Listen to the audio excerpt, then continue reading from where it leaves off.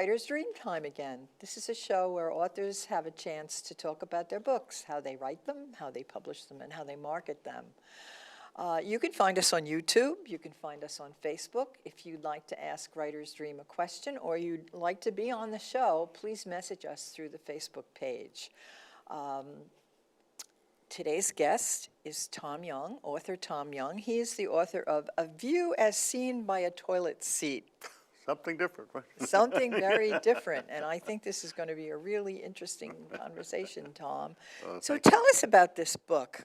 Well, thank you for inviting me, first of all. I appreciate that, and having the guts Pleasure to have you.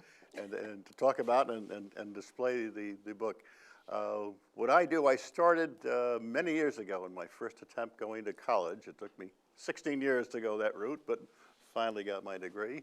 I got involved in a creative writing course. This is at C.W. Post College. And they kind of threw open a couple of different ideas for us to write on, the class to write on. And one was just write on a window.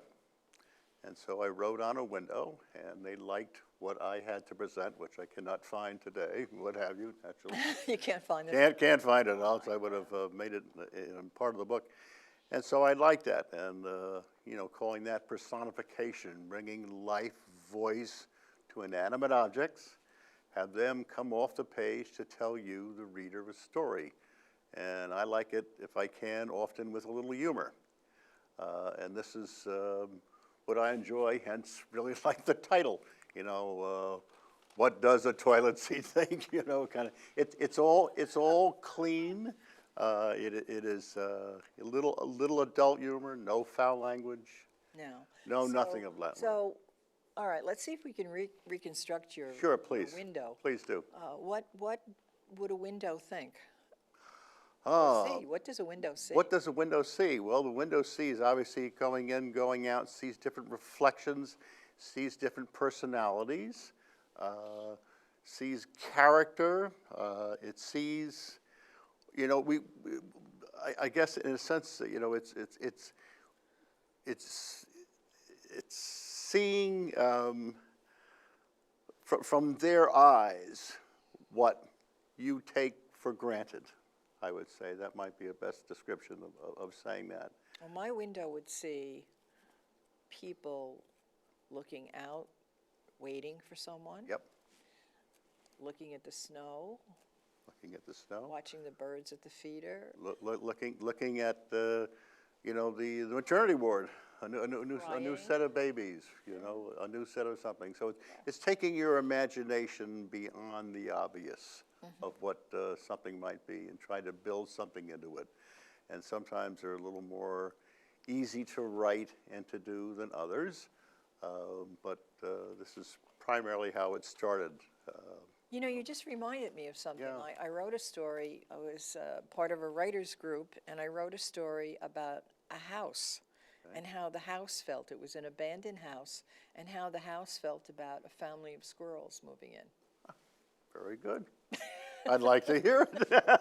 It's a cute story. Yes, yes. yes. I look at it and I think to myself, I really should expand this because I Yeah. like the story. Yes. There's a lot of imagery in it. I Yes. think when you do this kind of thing, personification, you could put so much imagery in it Yes, you can. because the window is not really ever going to tell you what it thinks. Exactly. And if the window starts talking to you. and what it sees and what it shouldn't say sometimes. Some of the things, Exactly. some of the things, the conversation, and just life's experiences and what goes on. So it's Okay, so this is something that you took from a writing course from a long time ago. long time ago. Yes. And when did you decide to do this? Well, I say back then, I thought this was kind of a lot of fun, and it was a way to relax when I would come back, from home. I had 4 children, so 4 children sort of got in the way of doing Yes. anything and working and doing all that stuff. And so after they, grew up and sort of moved out, and fortunately they're all still around here, so I do get a chance to see them, what have you.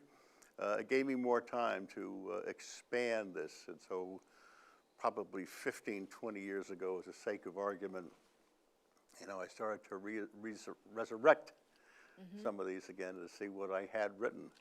I think this is true. This is a story of most of the writers we know in the circles that we travel in Yes. is people who, we have a few young writers who are working and writing at the same time, and I don't know how they do it. But a lot of retired people, this is the career. These are the stories you've been holding on to for years and years. And my own story is that I never really thought about writing. As a teacher, I was a science teacher. Yes. But I wrote curriculum, and then I wrote stories for the curriculum, and eventually I ended up, and I loved Nancy Drew when I was a kid, so eventually, I think somebody has to make you a reader when you're a kid, because I think in order to write, you really have to read a lot. I was never a reader. I always fought studies. I had difficulty in school, I guess you might. I was not the sharpest knife in the drawer in school, or whatever you might say, and was not one who read quite a bit. I find myself reading more today. I'm enjoying it more today. And I go really in sort of fits and starts a little bit. I'll read, 5 or 6 books in a row, and then I'll sort of lay off it for a little bit of a period, what have you. But I can't say that was really probably one of my experiences, to be honest with you, that I did a lot of reading that helped me, influence in my writing career, or as it stands. As it stands, but you've got a book. I've got a book, and another one in the works. All right, Hopefully. well, Yeah. when there's one in the works, you Yeah. have one and one in the works, you're an author. Yeah, well. You're a writer now. We will Like it see, or not. we will see that. I like it. Yeah. And you did, I know our writing organization, the reason why I know Tom is through our writing organization, Long Island Authors Group. Yes. You did a workshop through Islip Arts Council Yes, I on did. personification. Yes. Tell us a little bit about that. Well, we, about 5 or 6 students were able to show up, and we had, what I asked them to do ahead of time is I gave them 3 or 4 topics to write on, one of the topics that I write on in my book. And I said, let's just compare. There's no right way of doing it, nor is there a wrong way. It's your interpretation as a writer, for you to come across what you think. And all it is, basically, I thought there, was really an exchange of ideas, an exchange of people's personalities, an exchange of how we think about something, and how obvious it is when somebody, let's say if you were in the class, what have you, might come up with something, and you think, boy, that's absolutely great. You're taking it to a different level, away from the obvious, and that was fun. And we got a lot of conversations. It was a 2-hour session, a lot of conversations going back and forth, and I think a lot of helpful conversations of trying to help, not criticize, but help your fellow writers. Right. And I think writing also has a lot to do with storytelling. Yes. And even in your personification is these inanimate objects are telling their story. Telling their story. And I like to say that our cultures are defined by their stories. And so it's important for people to tell their stories. And everyone has a story. Everybody, I do a workshop on so you want to tell a story, or so you want to write a story is what the workshop is. And so many people come in with so many different stories that this is what makes writing interesting, I think. So who did your illustration? I did pretty much the thought of the illustration. And what I did is, in terms of, with the illustrations in the book and getting the book published, and I don't know if you want me to go there right now. Yes, sure. What I did do is, I like the writing part. The business part of it, that was agony to me. And I said, I need help. And I, invested in my children, and I invested in this. I said, now's an opportunity maybe to invest in me a little bit. So I spent a little money. And I worked with a gentleman, if I can give his name, certainly. Sure. Ron Douglas, who is a New York Times best-selling author. He's a local man out of the Seacliff, Glen Cove, Locust Valley area where I'm from. And he has written about 5 or 6 books, America's Most Favorite Recipes.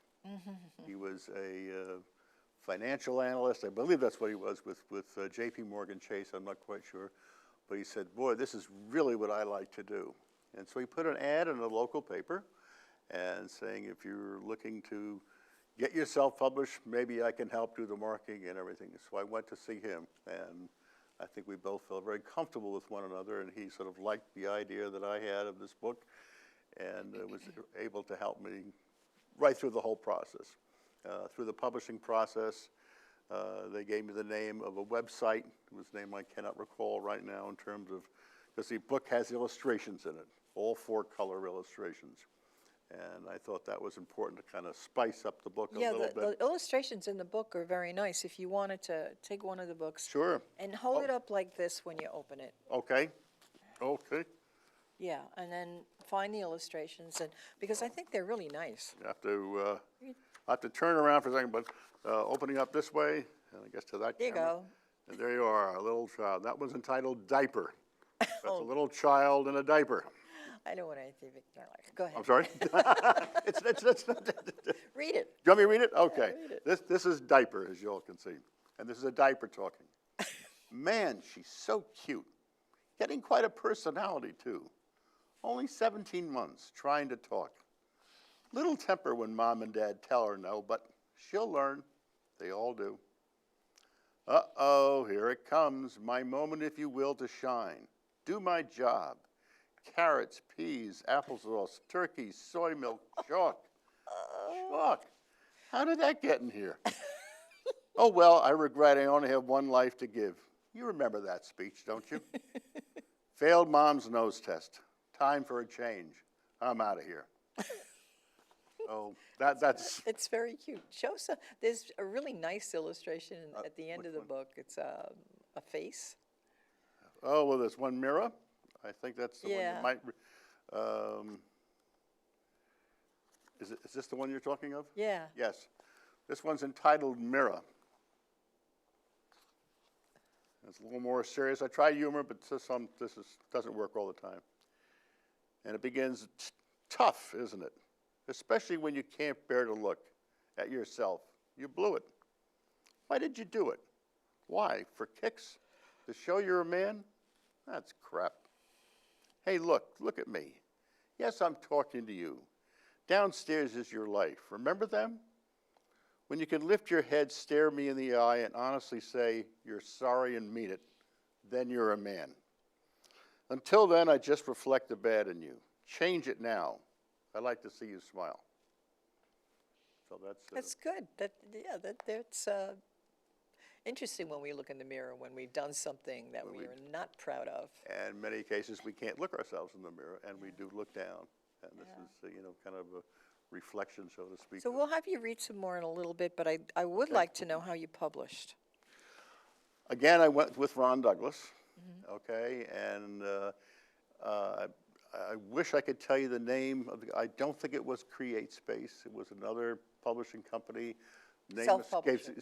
Self-publisher, yes, it was Right. a self-published. Yes, it was, absolutely. And so they did very much, did everything, for me. Again, I did pay them for it.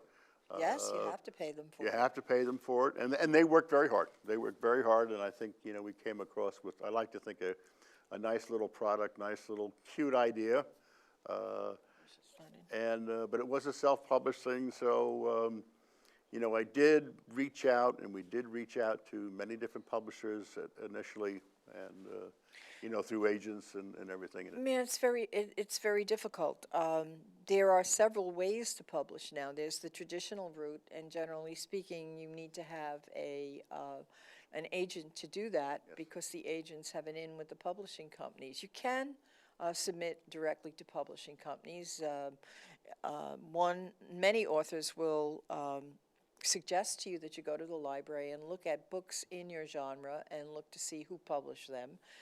Every publishing company has a website. You go on the website and they have submission guidelines, and you Yes. better just do exactly what they Follow say. through, absolutely right, absolutely And right. the other thing is that you can look in the beginning of the book at the acknowledgments, and sometimes they tell you who their agents are. Every agent has a website. You do the same thing.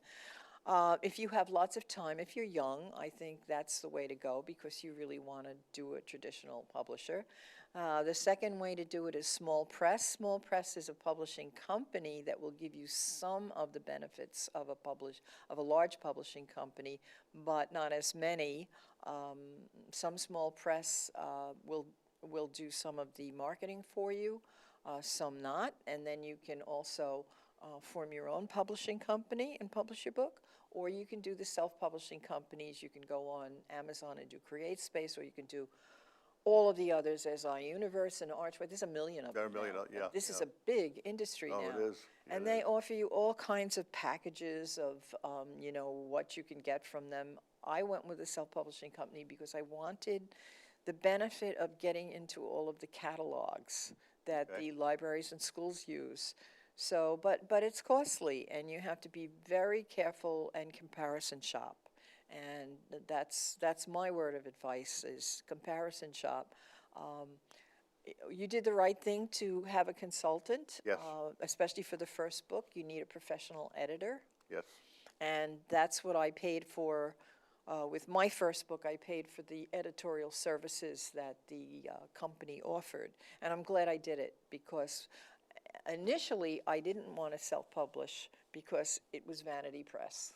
Okay. And they just publish any old thing. Right. But then the industry changed. A friend of mine published, and I found out that really they did vet your book, and they wanted your book, because they were publishing it, to come up to industry standards.